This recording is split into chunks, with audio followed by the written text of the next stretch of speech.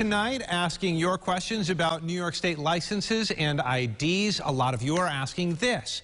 What documentation do I need to upgrade my license? Maureen joins us now with the answers. Maureen?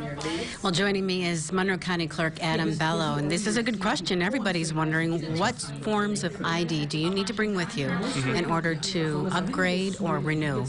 So if you're going from a standard driver's license and you're upgrading to the real ID or the enhanced ID, essentially what you need is a few different things. The first is your social security card. You need to prove your citizenship, which is generally a birth certificate. And then you also need a number of points, we call 6 points worth of ID to tell us where you live, like your residency. So generally, for your residency, if you bring your old driver's license with you, so you have your current driver's license with your current address, plus one other form of resident, that's something that shows your residency, where you live, that all matches, that's what you need to bring with you. And you bring, the birth certificate has to have the raised seal, and your social security card, and those IDs, you bring them into the DMV, they get scanned in, sent to Homeland Security, and then that provides you the ID you need. Okay, I'm glad you brought this up. The process is slightly different now, because we did take a question from a viewer who was highly perturbed. Okay. She went in to renew. She handed over her birth certificate, but the name on the birth certificate did not match the name on other forms of ID. She's been married for 51 years, took her husband's name, and here she was sort of stuck and having to go back.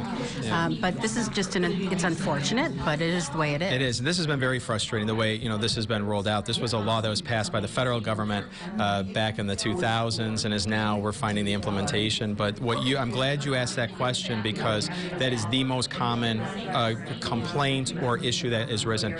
The documents all have to match, and if your driver's license or your social security card, your birth certificate, or your current ID have a difference in name or anything different, you have to show the linking documents. So if your birth certificate was in one name, then you got married, and then you have a different name, you have to bring in that marriage certificate to show how that name got changed, to prove you are who you are and that name links. And really quickly, if you can't find your marriage certificate, well, you're sort of stuck. Yeah, you have to go to where you were married. Yeah, and you have to get a certified copy. Yeah, but unfortunately, those are the rules, and we really have no flexibility on that from the rules that are handed down to us. But our staff is always happy. We have books available to help give you phone numbers. We can look up where to call, where to go.